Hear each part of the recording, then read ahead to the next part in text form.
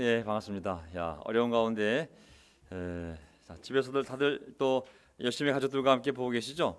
자, 제가 오늘 준비한 설교를 기도록 하겠습니다. 잠깐만요. 자, 제가 오늘 준비한 설교를 띄워놓고 말씀을 드리겠습니다. 우리 아이들도 오고 그래서 제가 오늘 시간을 절약하기 위해서 그냥 바로 설교를 들어가겠습니다. 자, 바로 설교 들어가겠습니다. 오늘 저희 설교 제목은 까마귀가 빵과 고기를 그에게 가져다 주었다. 이 구절 어디서 나오는지 얼추 기억이 나세요? 까마귀가 어떤 한 사람에게 빵과 고기를 아침 저녁으로 가져다 주었습니다. 하나님의 놀라운 기적인데요. 자, 오늘 이 구절이 어떻게 나왔는지 제가 본문을 설교하면서 나누겠습니다. 요즘 보면 코로나가 다시 700명대, 600명대로 다시 가고 있는데요. 정말 긴장이 풀렸을 때 얼마나 한순간에 우리의 모든 노력들이 또 수포화되는지도 보게 됩니다. 성경을 보게 되면 깨어 있어라, 정신을 차려라, 뭐 예수님 곧 오신다. 항상 우리의 긴장을 불러일으키는 그러한 영적 긴장을 불러일으키는 말씀들이 계속 성경 구절구절에 포진되어 있는데, 우리가 사는 삶이 빛과 어둠 속에서의 긴장, 또 선과 악 사이에서의 긴장. 정말 백신이 얼마 나오지도 않았는데 사람들이 다 맞은 줄 알고 긴장이 풀렸을 때 정말 4차 유행을 염려해야 되는 것처럼 전 세계가 긴장이 풀렸을 때 다시 그 바이러스가 범람하는 모습을 보면서 우리도 비록 10년, 20년, 30년, 어떤 분은 40년, 50년, 60년, 70년의 신앙을 갖다 할지라도 우리가 영적 긴장감으로 지게 되면 한순간에 우리의 신앙도 얼마나 공격당하기 쉬운지를 생각하면서 오늘 우리 이 제목을 가지고 우리의 영적 긴장감을 유지하는 그런 시간을 갖고자 합니다. 편하게 들으십시오. 그냥 편하게 제가 왕상을 공부하면서 이 구절과 함께 이 한 장을 함께 좀 보면서 또 우리의 삶도 뒤돌아보고 또 앞의 일도 생각하는 그런 시간을 갖고자 합니다. 오늘 설교 주제 까마귀와 시돈가부. 과연 까마귀와 시돈가부가 무슨 의미가 있을까요? 시돈은 유대인 지역이 아닌 정말 이방인 지역. 그것도 그 당시 이 설교를 하려는 이 왕상 16장의 상황이면은 이미 예수님 오시기 전 1900년 전, 예수님 오시기 전 1900년 전이면 그 당시에 정말 바알신과 아세라 상이 우글거리던 본거지 나라가 바로 이 시돈 지역이거든요. 과연 이 까마귀, 그것도 백로도 아니고 까마귀, 정말 유대인들이 부정하다고 생각하는 까마귀, 유대인들이 정말 이방인 중에도 상이방인, 사람 취급도 안 했던 이 시돈 가부, 과연 이 두 존재를 통해서 하나님은 어떤 일을 해나가실까요? 한번 보도록 하겠습니다. 오늘 저희 설교 요점은요, 고난과 신앙 훈련입니다. 오늘 주인공이 엘리야입니다. 엘리야가 있고, 그리고 엘리야, 그다음에 까마귀 시돈 가부가 있습니다. 하나님은 고난을 통해서 하나님의 사람인 엘리야도 또 주변에 있는 모든 사람들을 어떻게 신앙 훈련해 나가는지 보려고 그러고요. 두 번째는 고난과 하나님의 섭리입니다. 사실 고난이 있을 때 하나님의 능력이 드러나는 것 같아요. 이게 평화로울 땐 능력을 드러낼 데가 없는데 고난이 닥치고 위기가 닥치면 사람들이 기도하기 시작하고 그때 하나님이 섭리, 하나님에게 개입하시면서 하나님의 능력이 사람들에게 드디어 드러나는 것 같습니다. 그러면서 고난을 통해 우리가 신앙 훈련도 받고 또 하나님의 능력을 보면서 우리의 신앙이 점점 성숙해지고 완성되어 간다는 생각이 들었습니다. 그래서 오늘 이 단계를 가지고 한번 왕상 17장 1절부터 한번 살펴보도록 하겠습니다. 왕상 10장 1절. 예수 모시기 전 북이스라엘에 예수 모시기 전 북이스라엘의 이야기니까 약 예수 모시기 전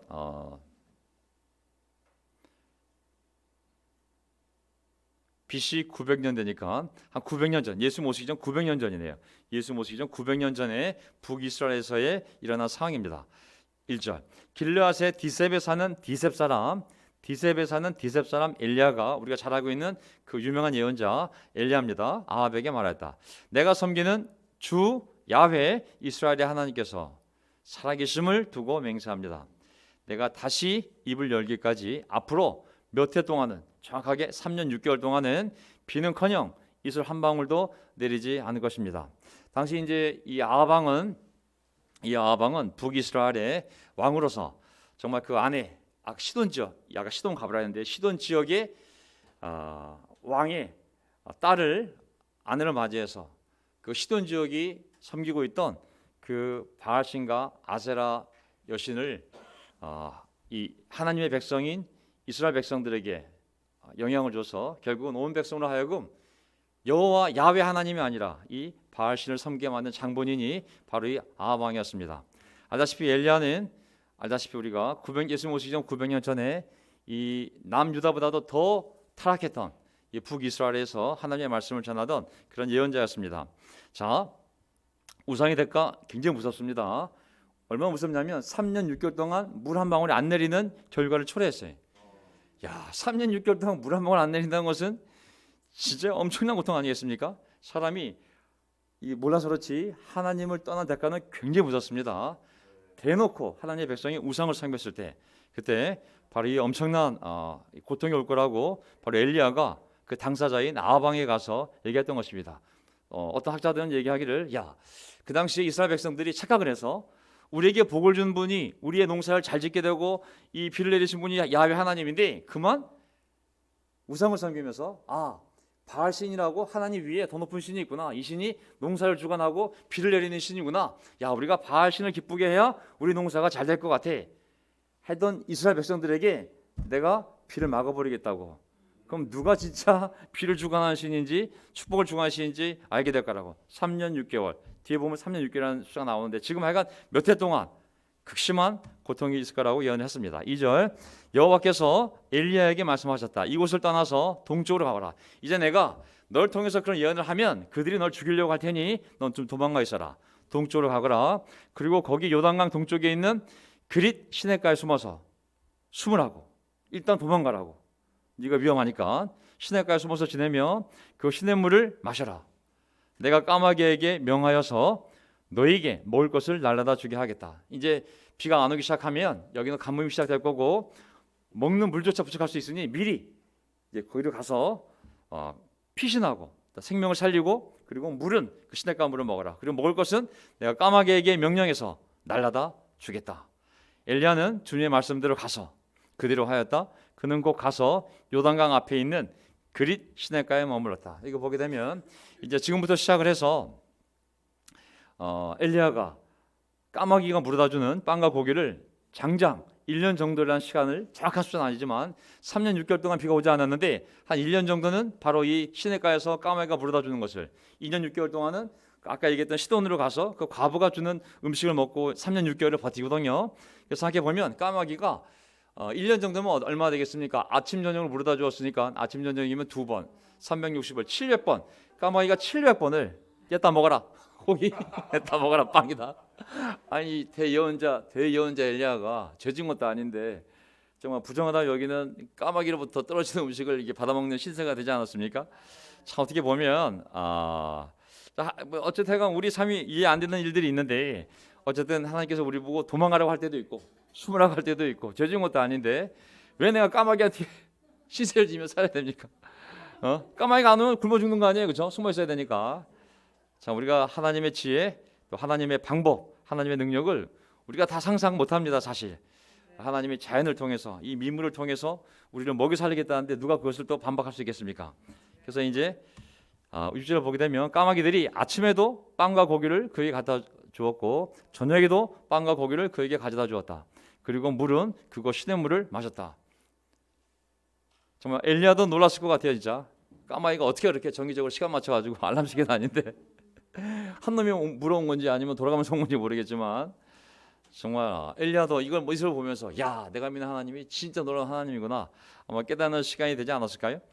어쨌든 7절, 그런데 그 땅에 비가 내리지 않으므로 얼마 있지 않아서 시냇물가까지 말라 버렸다. 자, 결국은 엘리야도 겸손하게 정말 이 까마귀가 물어다 주는 것을 먹고 시냇물을 마시다가 그나마도 진짜 흉년이 가뭄이 더 지속되자 시냇물까지 말라버리는 저주받는 땅은 이스라엘 땅이지만 이스라엘 땅 옆에 흐르는 이 지역도 함께 그 영향을 받아서 정말 물이 마르는 상황이 벌어졌습니다. 8절, 여호와께서 엘리야에게 말씀하셨다. 이제 너는 시돈에 있는 사르밧으로 가서 시돈, 아까 말씀드린 그 시돈, 바알과 아세라상을 섬기는 그 근거지인 그 나라 시돈에 있는 사르밧으로 가서 거기에서 지내도록 하여라. 내가 그곳에 있는 한 과부에게 명하여서 네가 먹을 것을 주도록 일러두었다. 이제 북이스라엘에서 엘리야 정도 엘리야를 숨겨서 어쨌든 그를 전혀 모르는 어떤 지역으로 보내는데 하필이면 그것이 그 재앙을 불러일으킨 그 당사자가의 출신지인 그 시돈 지역으로 하나님이 그를 보냈습니다. 근데 거기 가면 누가 널 먹일 거냐면 이제 까마귀 대신 한 과부가, 한 부자도 아니고 한 과부가 너에게 먹을 것을 주도록 내가 준비해 놨으니 너는 그리로 가라고 했습니다. 저는 엘리야의 신앙 입장에서 생각해 본다면, 엘리야 입장에서 본다면 왕 앞에 가서 놀랍게 그런 예언을 전했고 그 결과로는 생명의 위를 받아서 도망쳤고 그리고 1년 정도는 시냇가에 숨어서 물과 시냇물과 까마귀가 주는 걸 먹고 마시다가 이제는 다시 그 지역에서 저쪽에 시돈, 지금의 페니키아, 레바논 지역이 레바논의 해안가에 있는 그 지역까지 거리가 100km가 넘거든요. 그걸 또 혼자 거기까지 가서 그 과부를 찾아야 돼요. 과부를. 나를 먹여 살릴 과부가 어디 있는지 모르겠지만 어쨌든 가라고 했으니 가는 겁니다. 어떻게 보면 이 엘리야도 놀라운 사람이었지만 이것도 하나의 훈련 과정이 아니었을까요? 자, 가면 또 어떤 일이 벌어질까? 이제 그곳까지 요단강 동편에서 저쪽에 지중해 정말 끝에 있는 지금 지역 레바논의 한 도시까지 지금 이제 가는 이제 과정이 생깁니다. 자, 이걸 보게 되면 잠깐 시작에서 이 배경에 대한 설명을 예수님이 했기 때문에 제가 한 번만 언급하고 지나가겠습니다. 옛날 했던 저도 기억이 나는데 다시 한번 설교한 내용이 되는데요. 누가복음 4장을 보게 되면 900년 뒤에 예수님이 이 땅에 오셨을 때 뭐라고 말씀하셨냐면 아무리 복음을 전해도 받아들이지 않는 거예요. 자기 백성들이 이스라엘이 마치 지금 야훼를 거부하고 우상을 섬기듯이 하나님의 아들이 오셔서 복음을 전하는데도 그걸 받아들이지 않는 자기 백성을 보면서 어떤 비유를 들었냐면 내가 진주로 너에게 말한다. 아무 예언자도 자기 고향에서는 환영을 받지 못한다.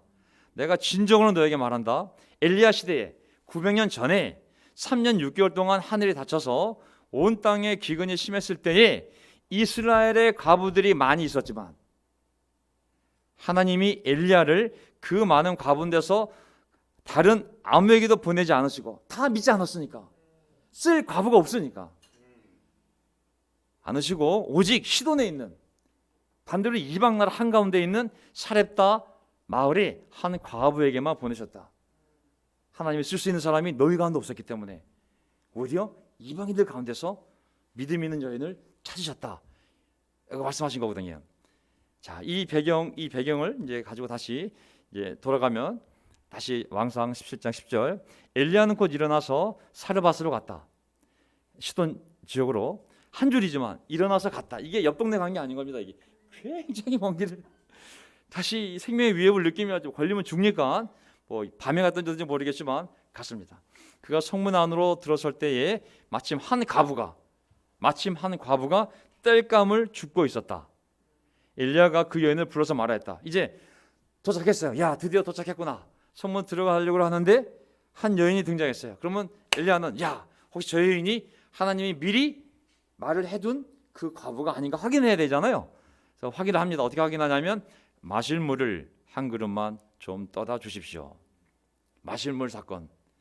이 구약을 보게 되면 이 사람들이 우연히 만나서 그 하나님이 정해놓은 사람을 찾을 때 보면 그 사람의 선행하는 모습이든지 뭔가 특징 내용을 찾잖아요, 그렇죠?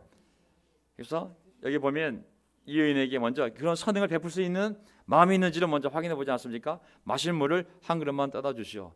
지금 가뭄 때문에 가장 귀한 게 생수잖아요. 이 나라까지는 어떻게 되는지 모르겠지만 어쨌든 이 여인이 기꺼이 이런 요청에 대해 선한 마음으로 갖고 올 마음이 있는 여인인지를 하나님이 정해놓은 여인인지를 한번 가볍게 테스트해 보는 시간인 것 같습니다. 자, 그래서 이제 그랬더니 11절 그 여인이 물을 가지러 가려고 하니 엘리야가 다시 여인을 불러서 말하였다. 좀 더 센 거로 1차 테스트 물을 가지러 가네. 진짜인지 아닌지 다시 한번 테스트합니다. 먹을 것도 좀 가져다 주시면 좋겠습니다. 생판 처음 만난 사람이 지금 이제 물에서 먹을 것으로 좀 더 센 테스트로 넘어가겠습니다. 먹을 것도 좀 가져다 주겠습니다. 하지만 이 흉년은 그 지역뿐만 아니라 그 시돈 지역까지 그 영향을 미쳤기 때문에 다 극심히 어려운 상황이었는데 12절 그 여인이 말하였다. 어른께서 섬기시는 주 하나님께서 살아계심을 두고 맹세합니다. 잘 보세요. 당신이 섬기는 딱 외모를 보니 시돈 사람은 아니야. 근데 벌써 뭐 들은 내용은 있어. 하나님께. 그러니까 딱 이 사람이라고 생각했는지 모르겠지만 당신께서 섬기시는 내가 섬기지는 아직은 내가 섬기는 거 아니에요, 그렇죠? 나는 지금 시돈에서 이 여인이 바알과 아세라 신을 섬기는 여인이지만 내가 야훼라는 신으로부터 어떤 소리를 미리 들었는데 어떤 사람이 오면 이걸 들었는데 보아하니 당신께서 섬기시는 준한 것은 야훼 바알이 아니라 야훼 신께서 살아계심을 두고 맹세합니다. 저에게는 빵 한 조각도 없습니다. 다만 저 쌀통에 밀가루가 한 줌 정도, 그리고 병에 기름이 몇 방울 남아있을 뿐입니다. 보시다시피 저는 지금 땔감을 죽고 있습니다. 왜 땔감을 죽고 있냐면 이것을 가지고 저와 저의 아들이 죽기 전에 마지막으로 남아있는 것을 모두 먹으려고 합니다. 야, 이 만남, 도망자 엘리야와 죽기 일보 직전의 과부, 하나님이 섭리 가운데 만나게 하신 거예요. 그러니까 우리는 고난 가운데 사람을 만나게 되었습니다. 아멘. 하나님이 우리를 고난에서 구원하기 위하여 고난 가운데 사람들을 만나게 하십니다. 하나님은 사람을 통해 역사하시잖아요. 어쨌든 여인을 찾았어요. 이제 엘리야는 이 고백을 통해서 이 여인이 바로 하나님께서 나를 위해 준비해 놓은 여인이구나. 자, 이 절박한 상황, 정말 이 도망자 엘리야와 그리고 마지막 빵, 마지막 기름, 마지막 장작을 가지고 죽음 직전에 있는 이 여인을 하나님이 만나게 하시지 않습니까? 엘리야를 구원하기 위해서 이 여인을, 하지만 이 여인을 구원하기 위해서 엘리야를, 양쪽을 다 구원하는 하나님의 놀라운 계획인 거거든요. 자, 어떻게 서로를 구원할까요? 13절, 엘리야가 그 여인에게 말하였다. 두려워하지 말고 방금 말한 대로 하십시오. 내가 말한 대로 빵을 가져오시라고. 그러나 음식을 만들어서 우선 나에게 먼저 세 번째 테스트. 마지막 쌀인 줄 알겠는데, 마지막 밀가루, 마지막 기름, 마지막 땔감인 줄 알겠는데 먹고 죽기 전에 나한테 먼저 갖고 오라고. 나에게 먼저 물 가져와라, 먹을 거 가져와라, 그리고 그 마지막 남은 거로 나에게 먼저 가지고 와라. 그 뒤에 그 다음에 그대와 아들이 먹을 음식을 만들도록 하십시오. 자, 이 테스트를 어떻게 지날 수 있을까요? 어떻게 보면 잠깐 막간이지만 하나님이 사용하는 사람을 보게 되면 재능과 재물과 경험 많음이 아니라 어떻게 보면은 진실된 신앙이 아닌가 싶습니다. 물론 뒤에 결과가 나오지만 잠깐 누가복음 21장을 보게 되면 제가 이 구절이 관련이 될 것 같다는 생각이 들어서 한번 갖고 와봤는데, 예수께서 눈을 들어 부자들이 헌금기에 헌금 넣는 것을 보시고 또 어떤 가난한 과부가 거기에 랩돈 2입을 넣는 것을 보았다. 마지막 밀가루, 마지막 기름, 마지막 땔감. 이 과부에게 랩돈 2푼, 100원짜리, 500원짜리 동전 2개, 마지막 전 재산. 그래서 예수께서는 말씀하셨다. 내가 진짜로 너에게 말한다. 이 가난한 과부가 누구보다도 더 많이 넣었다.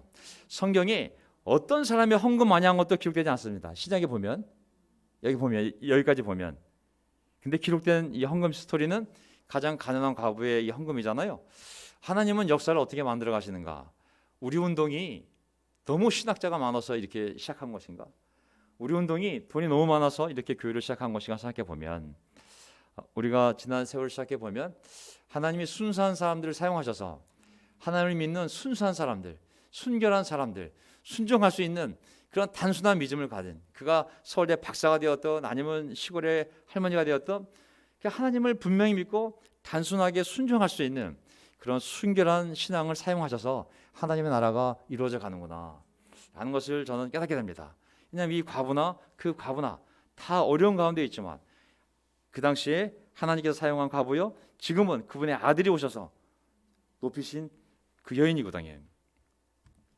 다시 돌아가면 왕상 17장 14절, 야훼께서 이 땅에 다시 비를 내려주실 때까지 그 뒤주에 밀가루가 떨어지지 않을 것이며 병의 기름이 마르지 않을 것이라고 주 이스라엘의 하나님께서, 당신이 믿는 바신이 아니라, 당신이 믿는 아세라 신이 아니라 내가 믿는 이스라엘의 야훼 신께서 말씀하셨습니다. 만약 당신이 나에게, 당신이 먹기 전에 당신이 이미 들은 대로 내가 그 사람이니 나에게 내가 시킨 대로 너희가 먹기 전에 나에게 빵을 주면 하나님께서 그 순종을 보고 그 믿음을 보고 다시는 비가 올 때까지, 그것이 얼마나 될지 모르겠지만 10년 뒤인지 20년 뒤인지 모르겠지만 하나님의 약속, 너희 가족을 내가 책임지겠다고 말씀하셨다고. 하나님의 섭리가, 기적의 손길이 이 고난이 끝날 때까지 당신 가정과 함께 할 거라고. 그 말을 듣고 그 여인이 어떻게 했을까요? 15절, 별 허접한 소리 다 하고 앉아있네. 내가 죽기 전에 마지막 너걸 내가 당신을 왜 줘? 하지 않고 그 여인은 가서 엘리야의 말대로 하였다. 놀랍지 않습니까? 야, 어떻게 그러니까 하나님이 준비해 놓은 사람이죠, 그렇죠? 어떻게 그 말을 듣고 그 어려운 가운데 자기 자식보다도 먼저 이 낯선 사람을 대접할 수 있었다는 것은 신앙 아니겠습니까? 신앙.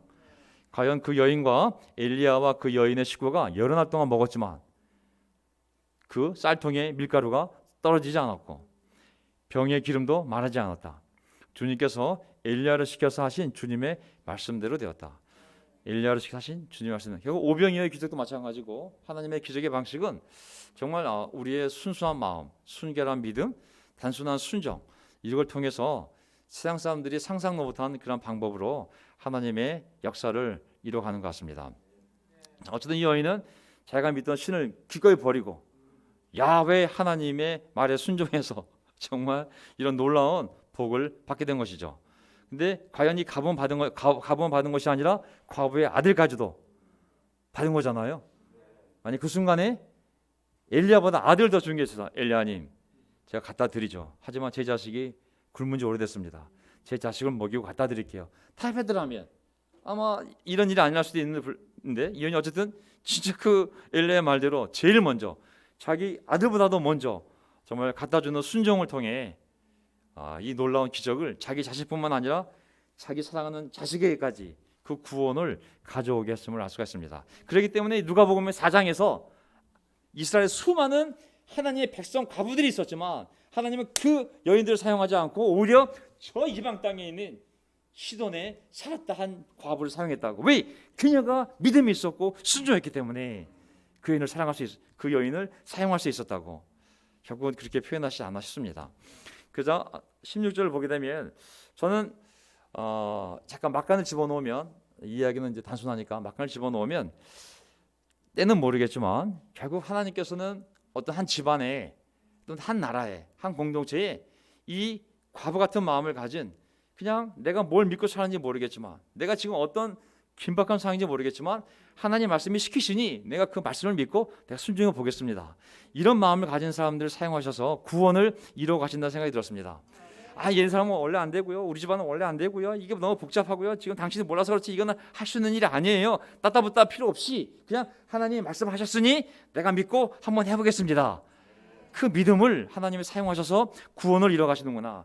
뭐 신학적으로 이렇고요. 뭐 전통적으로 이렇고요. 우리 집안은 원래 안 되고요. 이거는 진짜 안 되는 겁니다. 인간적인 설명 없이 그냥 믿고 순종하는 사람들을 통해 하나님이 역사하는구나라는 생각을 해봅니다. 그래서 사도행전 12장을 보게 되면 그리고 그들을 바깥으로 데려 나가서 물었다. 그 유명한 구절이거든요. 결국은 이 간수가 어떤 기적을 보고 그 기적을 통해서 이 바울과 실라 두 사람을 믿게 되고 이 바울의 말을 통해 이제 물어보지 않습니까? 그러면 제가 어떻게 해야 구원을 받을 수 있겠습니까? 그러자 먼저 주 예수를 믿어라. 그러면 너와 너의 가족이 구원을 받을 것이다. 그래서 그 말을 믿고 간수는 어떻게 했냐면 그 말을 믿고 그방 그 시각에 간수는 그들을 데려다가 상처를 씻어주었다. 그리고 그의 온 가족이 그 자리에서 세례를 받았다. 간수는 그들을 자기 집으로 데려다가 음식을 대접하였다. 그는 하나님을 믿게 된 것을 온 가족과 함께 기뻐하였다. 간수의 단순한 믿음. 그날 밤에 바로 집에 데려가서 가족 다 모아놓고 설교 듣게 하고 아멘. 아빠가 세례 받을 테니 당신도 너도 다 세례 받자. 그날 밤 하룻밤 사이에 다 일어난 일이거든요. 그 간수의 믿음과 단순한 실천을 통해 순종을 통해서 결국은 온 집안이 믿게 되었고 온 가족이 함께 기뻐하였다. 전 이거 보면서 진짜 다시 단순한 믿음, 단순한 순종으로 가야 될 때가 아닌가.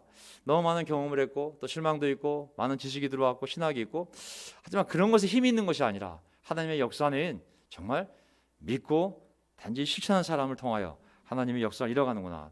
지금 저희 목사들 6명 있는데 한국에 그중에 이벤트 6명 있는데 올해 목사들이 돌아가는 한 명씩 사회자로서 그냥 중재자로서 대표자 역할을 하고 있습니다. 옛날처럼 뭐 담임 목사라는 개념이 절대 아니고 그래도 모임을 소집하고 모집을 통보하고 기록하고 알려주고 외국에 연락할 때 그래도 뭐 여기 누구 한 명 대표가 이름이 있어야 나갈 수 있으니까 그런 역할을 하는데 올해는 강동진 목사가 맡고 있어요. 강동진. 뭐 하나님 말씀 앞에서 뭐 사람을 높이는 것은 어리석은 일이잖아요. 하지만 제 생각이 많이 바뀌었어요. 야, 진짜 그렇구나. 누가 하나님 앞에 하나님을 단순히 믿고 신뢰하고 그냥 작은 것부터라도 실천하려고 할 때 하나님이 그 사람을 놀랍게 쓸 수 있겠구나 라는 생각을 내가 또 그 영지를 통해서 요즘 하고 있습니다. 자, 아이고 넘어갔죠.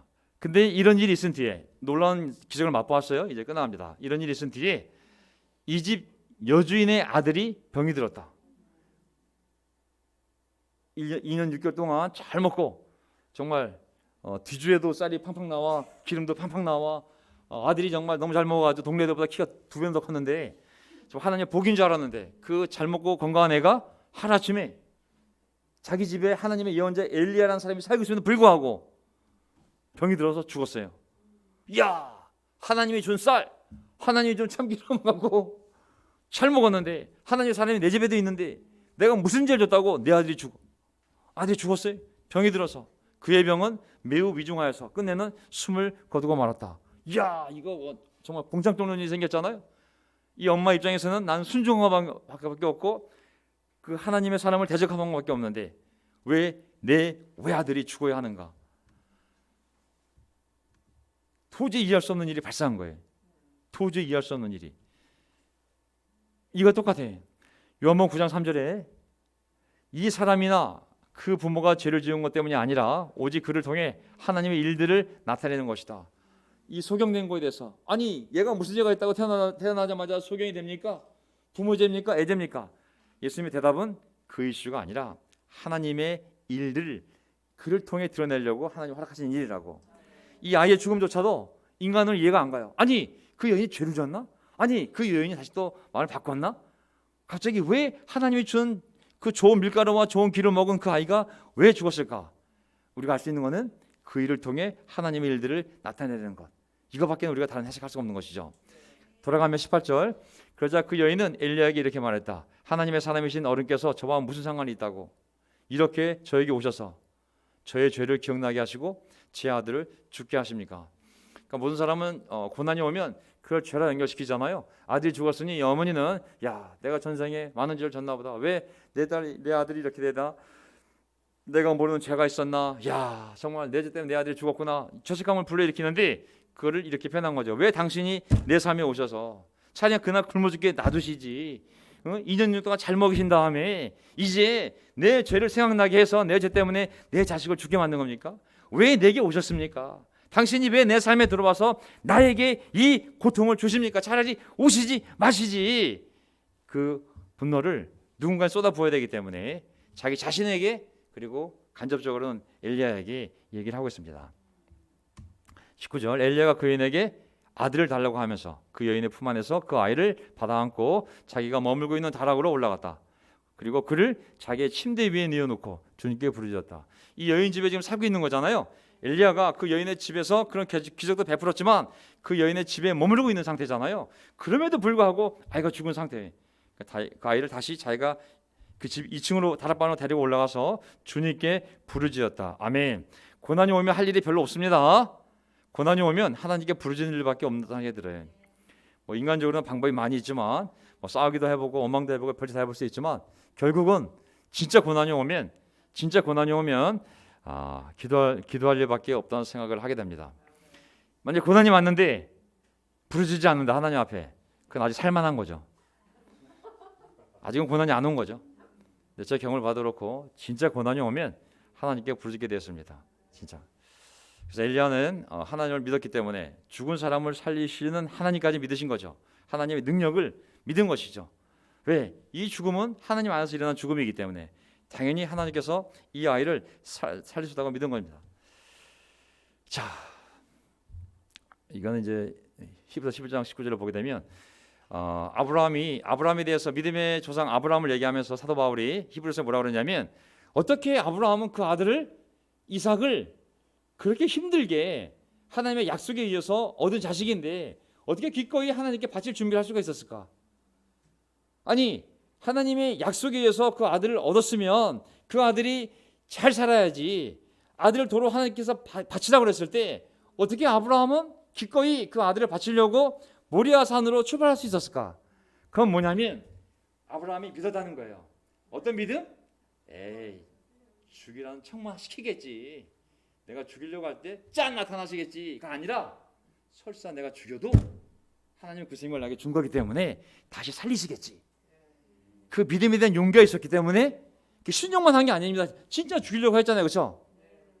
내가 하나님께 순종해서 죽인다 할지라도 하나님은 살릴 수 있을 거라 믿었기 때문에 아브라함이 그렇게 할 수 있다고 바로 히브리서에 아브라함의 믿음을 설명한 거거든요. 하나님은 뭐든지 할 수 있기 때문에. 자, 시간이 없으니까 통과. 그래서 사람들은 그래서 주 나의 하나님, 엘리야가 이제 기도한 내용입니다. 어찌하여 내가 머물고 있는 이 집의 과부에게 이렇게 재앙을 내리시오. 말이 안 되는 거잖아요. 하나님이 만나라고 한 과부, 하나님 시킨 대로 다 했는데 내가 당신 말씀대로 살아왔고 말씀대로 순종해 왔는데 어떻게 이 과부에게 이런 재앙을 내리시어 그 아들을 죽게 하십니까? 그는 그 아이의 몸 위에 3번이나 엎드려서 몸과 몸을 맞춘 다음 주님께 또 부르짖었다. 주 나의 하나님, 제발 이 아이의 호흡이 되돌아오게 하여 주십시오. 주님께서 엘리야가 부르짖는 소리를 들으시고 그 아이의 호흡을 되돌아오게 하여 주셔서 그 아이가 살아났다. 아멘. 그러면 이 스토리를 봤을 때 우리는 자, 이게 뭐 원맨쇼도 아니고 살렸다 죽였다 살렸다 죽였다 왜 하셨을까 하나님이? 아니 왜 하나님께서 멀쩡한 아이를 괜히 한번 죽였다가 한번 살리셨을까? 왜 그 일이 일어나게 하셨을까? 여기에는 하나님의 섭리를 통해 우리의 신앙을 훈련시키고 성숙하게 만들려는 하나님의 계획이 아닌가 싶습니다. 아멘. 엘리야가 그 걸통에서 죽은 사람을 살리는 하나님의 능력을 체험하고 또 이 과부 입장에서는 만약에 이 아이가 살아난다면 진짜 이 양반이 놀라운 양반이구나 수준에서 놀라운 양반 수준이 아니라 진짜구나. 진짜 하나님의 사람이고 이 사람의 기도도 진짜하고 이 사람 말도 진짜하고 그리고 이 사람이 전하는 야훼 신도 진짜구나라는 것을 알 수 있지 않게 되는가요? 이 사건이 안 생겼으면 그 신앙까지 올라가지 않았는데 그 고난을 통해서 그 고난을 이겨냈을 때 하나님의 능력을 보고 그녀의 신앙이 더 확실한 신앙으로 나아가는 계기가 될 거라고 분명히 믿습니다. 23절 엘리야는 그 아이를 안고 다락에서 내려와서 아이를 돌려주면서 말하였다. 보시오, 아들이 살아났습니다. 24절 그 여인이 엘리야에게 말하였다. 잘 보세요. 이게 마지막 구절입니다. 이게 17장 마지막 구절이에요. 왕상 17장. 이제야 저는 어른이 바로 하나님의 사람이시라는 것과 당신이 정말 하나님의 사람이라는 것과 야훼의 말씀은 야훼라는 신의 말씀은 진짜라는 것, 참이라는 것을 알았습니다. 아마 표준세 번역과 다른데 이 번역이 더 맞는 번역입니다. 제가 일부러 바꿨습니다. 주님의 말씀은 참이라는 것을 알았습니다. 이 고난을 통해서 다윗 시편에서도 시편 119편에 이 고난이 나에게 유익이 되었다는 편이 있지 않습니까? 이걸 통하여 더 하나님의 율법을 알게 되었으면 편이 있는 것처럼 과부는 오히려 이 고난을 통해서 아이가 죽다 살아나는 엄청난 고통스러운 경험이지만 이걸 통해서 엘리야가 하나님의 사람임을 분명히 인지하게 되었고 그리고 하나님의 말씀이 정말 참다는 것을 신뢰하게 되었던 것이죠. 엄청난 체험을 통하여 말로 들은 신앙이 아니라 그냥 눈으로 본 신앙만이 아니라 내가 체험한, 내가 경험한 산 신앙을 갖게 되었음을 알 수가 있습니다. 그래서 고난이 우리에게 주는 놀라운 유익은 우리의 신앙, 주일학교에서 들었던 신앙, 설교로 들었던 신앙, 신학교에서 배웠던 신앙이 내 삶에서 내 문제로 체험이 되어져서 그걸 경험함으로 말미암아 더 단단한 신앙으로 만드는 그런 역할을 고난이 해줌을 알 수가 있거든요. 나중에 보게 되면 보세요. 누가복음 6장을 보게 되면 이제 예수님이 900년 뒤에 이 땅에 와서 복음을 전할 때 어디에서 사람들이 오기 시작하냐면 보세요. 예수께서 그들과 함께 산에서 내려오셔서 평지에 서셨다. 거기에 그의 제자들이 큰 무리를 이루고 온 유대와 예루살렘과 두로 및 시돈 해안 지방에서 모여든 많은 백성이 큰 무리를 이루었다. 그들은 예수의 말씀도 듣고 또 자기들의 병도 고치고자 하여 몰려온 사람들이다. 저는 이 여인의 후손들이 반드시 여기 영향을 주고 생각합니다. 예.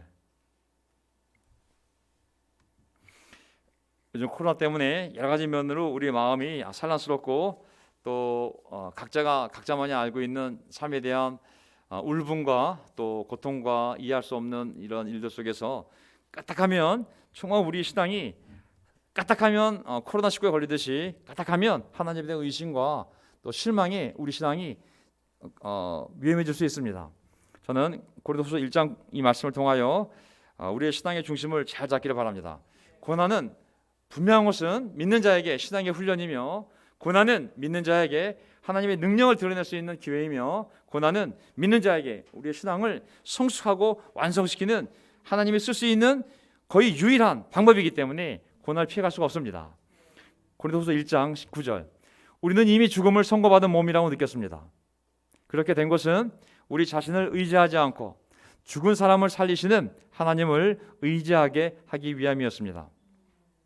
하나님께서는 이렇게 위험한 죽음의 고비에서 우리를 건져주셨고 지금도 건져주십니다. 또 앞으로도 건져주시라는 희망을 우리는 하나님께 뒀습니다. 아멘. 저도 이 교회에 있으면서 깨달은 게 있어요. 뭘 깨달았냐면, 내가 어떠한 자리에 있다 보니 이제 삶의 무게나 이런 압박감이 내 개인적인 내 가정에서의 문제라기보다는 내가 있는 위치 때문에 다른 교회 다른 사람들의 문제로 인해서 또한 내가 가져갈 책임이 있다는 걸 알게 되었어요. 내 문제면 내가 해결하면 되지만 나 외에 다른 사람과 다른 공동체와 연결되어진 그 책임감은 어쩔 때는 내가 해결할 수도 없고 짐으로만 느껴질 때가 있는데, 정말 뒤돌아보면 또 지금도 마찬가지지만 결국 의지할 것은 놀라운 목사도 아니고 놀라운 장로도 아니고 놀라운 어떤 위원회도 아니고 결국은 죽은 사람들 가운데서 죽은 자를 살리시는 하나님을 의지하게 하기 위함이라고. 희망을 사람에게 두지 말고 어떤 단체에 두지 말고 놀라운 사람들의 무리에 두지 말고 오직 죽은 사람도 살릴 수 있는 유일한 존재인 하나님께 희망을 두게 하기 위하여 하나님 우리에게 이런 어려움들을 우리 삶에 또한 허락하시는구나. 그러니 아까 말씀드렸다시피 엘리야가 죽은 아이를 보고 한 일이 하나밖에 없습니다. 하나님께 기도한 것밖에 없거든요. 여러분도 기도로 우리에게 협력하여 주십시오. 많은 사람의 기도로 우리가 받게 된 은총을 두고 많은 사람이 우리 때문에 하나님께 감사를 드리게 될 것입니다. 저는 분명한 것은 고난은 믿는 자에게 고난, 안 믿는 자에게 고난과 믿는 자에게 고난은 틀립니다. 믿는 자에게 고난은, 하나님의 자녀에 대한 고난은 하나님의 놀라운 계획 속에서의 허락되어진 징계요, 훈련이요, 또 테스트요, 또 우리 신앙을 성숙하기 위한 방법이기 때문에 우리가 할 일은 하나님께 희망을 두고 기도하는 것밖에 없습니다. 아멘. 만약에 어떤 사람이 고난이 맞는데 기도로 가지 않는다, 저는 100% 그 마음이 썩을 수 있습니다. 비틀어질 수 있고, 그리고 잘못하면 그 마음이 하나님을 등질 수도 있고, 그리고 그 마음 때문에 우리 신앙이 그냥 주저앉을 수도 있어요. 그래서 고난이 왔을 때 그 고난이 우리에게 부정적으로 작용하는 것이 아니라 우리를 믿고 그 고난을 주신 하나님, 우리가 감당할 수 있을 거라 믿고 그 고난을 허락하신 하나님을 믿고 우리가 믿음으로 뚫고 나가면, 기도로 뚫고 나가면 반드시 우리가 받게 된 은총을 나눌 날이 올 것이고 많은 사람들이 그 모습을 보고 하나님께 감사를 드리게 될 날이 반드시 올 줄 믿습니다. 아멘. 고난을 절대 피해갈 수 없습니다. 그 고난을 기도로 믿음으로 뚫고 나가면 반드시 우리가 받을 은총이 있고 많은 사람들이 그 모습을 보고 하나님을 찬양할 날이 반드시 오게 될 것입니다. 오늘 까마귀와 시돈 가부, 정말 세상 가운데 가장 미물인 까마귀, 그리고 믿는 백성들 봤을 때 가장 정말 존재 가치가 없는 이방 한 과부였지만 하나님은 이 두 존재를 통해서 당대 최고의 영적인 사람인 엘리야를 먹여 살리셨고, 결국은 엘리야는 이들의 도움을 받고 이들은 결국 엘리야의 도움을 받아 하나님의 놀라운 복을 받는 기적을 보았습니다. 이 고난이 단순한 고난이 아니라 하나님의 놀라운 섭리 가운데 우리가 허락된 고난임을 믿고 우리가 기도로 믿음으로 서로 격려하며 뚫고 나갈 때 상상도 할 수 없는 놀라운 하나님의 은총이 우리 각 가정에 임할 줄 믿으며 설교를 마치겠습니다. 아멘.